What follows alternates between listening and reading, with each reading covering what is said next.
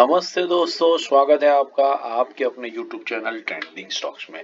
Monday 16 of December Monday के लिए हमने 3 स्टॉक्स को आइडेंटिफाई किया है इंट्राडे ट्रेडिंग के पॉइंट ऑफ व्यू से, जिनको आप अपने वॉच लिस्ट पे लगा करके स्टडी कर सकते हो। तो चलिए वीडियो शुरू करते हैं, देखते हैं एक एक करके इन स्टॉक्स को हमने क्यों सिलेक्ट किया है। तो सबसे पहला स्टॉक है वो है ICIL, Indo count industries limited. अब ये स्टॉक को मैंने डेली टाइम फ्रेम पर रखा और यहाँ पर अगर मैं ये लेवल ड्रॉ करूं तो आपको दिखेगा कि काफी टाइम से जब से स्टॉक ने इस लेवल को ब्रेक किया है, पहले इस लेवल पर स्टॉक सपोर्ट लिया करता था यहाँ पर।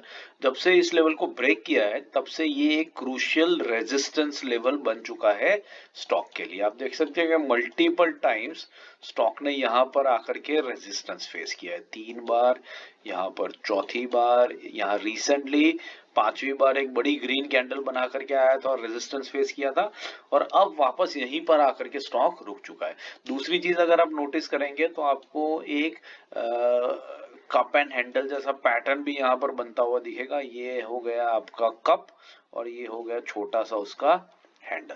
तो ये पूरी की पूरी सारी पैटर्न्स आपको यहाँ पर बनती हुई दिख रही है, जो इंडिकेट कर रही है कि ये जो लेवल है करंटली जहां पर स्टॉक रुका हुआ है वो स्टॉक के लिए क्रूशियल लेवल है। अब मंडे के दिन या तो स्टॉक यहाँ पर एक ब्रेकआउट दे देगा और ऊपर की तरफ भागेगा तो हमें बाइंग साइड पे बढ़िया ट्रेड देखने को मिल सकता है, और या तो ये हो सकता है कि स्टॉक यहाँ से नीचे आ जाएगा रेजिस्टेंस फेस करके, तो हमें सेलिंग साइड के ऊपर बढ़िया ट्रेड देखने को मिलेगा। हम प्रीएम्प्ट नहीं करेंगे मार्केट को, भले ये कप एंड हैंडल पैटर्न है, भले ये लंबा रेजिस्टेंस है जो 4-5 बार टेस्ट हो चुका है, हम बिल्कुल भी प्रीएम्प्ट करने की कोशिश नहीं करेंगे कि ये ब्रेकआउट ही देगा।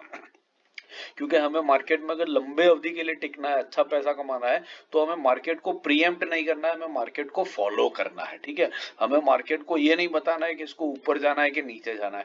पैटर्न बन रहा है, कितना भी कंफर्मेशन मिल रहा है, लेकिन कोई गारंटी नहीं है कि ये स्टॉक उसी डायरेक्शन में जाएगा जिस डायरेक्शन में उसका पैटर्न इसको इंडिकेट कर रहा है। It depends on big investors, big buyers and big sellers.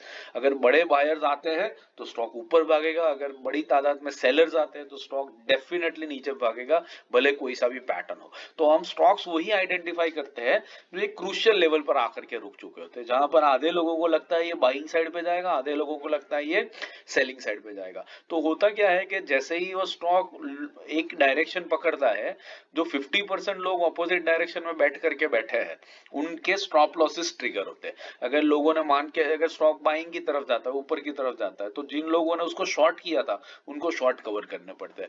या तो फिर स्टॉक अगर नीचे आता है तो जिन लोगों ने लॉन्ग किया था उस स्टॉक को, उनको अपने लॉन्ग को कवर करना पड़ता है, अनवाइंड करना पड़ता है, उस केस में और शार्पली सेलिंग आता है।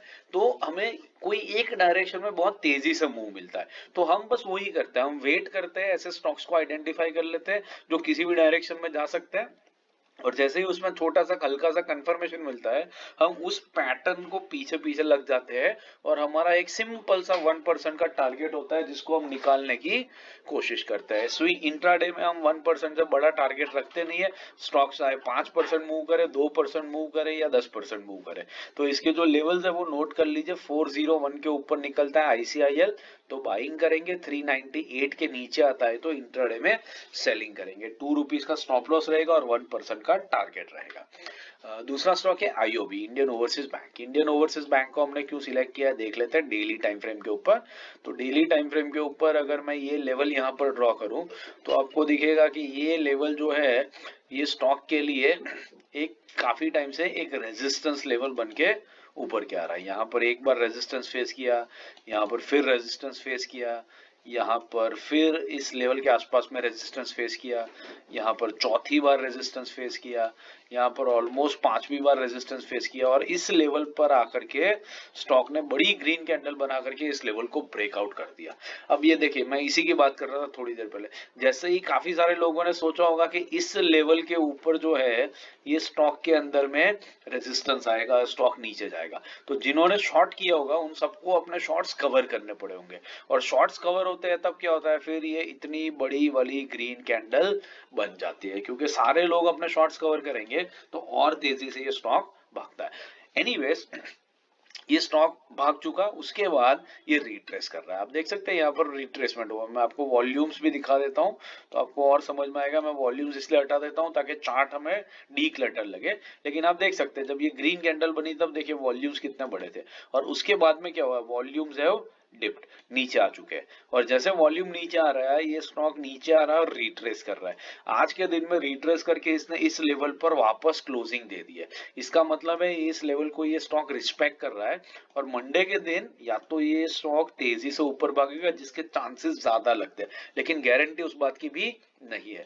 और अगर सेलर्स हावी हो जाते हैं तो मंडे के दिन ये स्टॉक नीचे भी आ सकता है, क्योंकि जितने लोग इसको बाइंग में रख करके बैठे होंगे उनको अपने बाइंग के स्टॉप लॉसेस उनके ट्रिगर होंगे अगर ये स्टॉक नीचे आएगा तो। और नीचे आएगा, स्टॉप लॉस ट्रिगर होगा, फर्दर सेलिंग होगा, तो ये और तेजी से निकल के नीचे आएगा, जिसमें हमारा 1% का जो टारगेट है वो बहुत ही इजीली यहाँ पर बन जाएगा। इसलिए इसके लेवल जो है वो नोट कर लीजिए। 55.85 के ऊपर निकलता है तो बाइंग करेंगे, 55.50 के नीचे आता है तो सेलिंग लेंगे। 25 पैसे का स्टॉप लॉस लगेगा और 1% का टारगेट रहेगा। तीसरा और आखिरी स्टॉक है जस्ट डायल। जस्ट डायल को हमने क्यों सिलेक्ट किया है, डेली टाइम फ्रेम पे देख लेते हैं। अगर डेली टाइम फ्रेम पर मैं इस चार्ट को रखूं और ये लेवल यहाँ पर ड्रॉ करूं तो आपको दिखेगा कि ये जो लेवल है, ये लेवल इस स्टॉक के लिए एक स्ट्रॉन्ग सपोर्ट लेवल बन चुका है काफी टाइम से।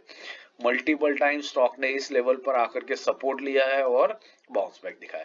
अभी रिसेंटली स्टॉक फिर इस लेवल पर आकर के एग्जैक्टली रुक चुका है। अब मंडे के दिन क्या होगा कि पहले की तरह रिस्पेक्ट करते हुए इस लेवल से स्टॉक ऊपर भागेगा तो बाइंग साइड पे ट्रेड मिलेगा, या तो फिर 4-5 बार टेस्ट होने की वजह से अगर लेवल वीक हो चुका है तो मंडे के दिन स्टॉक तेजी से नीचे आएगा और हमें सेल साइड का बढ़िया ट्रेड देखने को मिलेगा। इन ईदर केसेस हमें बाइंग या सेलिंग साइड का ट्रेड देखने को मिलेगा। मार्केट जिस तरफ जाएगा उसी डायरेक्शन में हम पीछे लगेंगे और बाइंग या सेलिंग करेंगे। तो लेवल जो है वो स्क्रीन पे है, नोट कर लीजिए।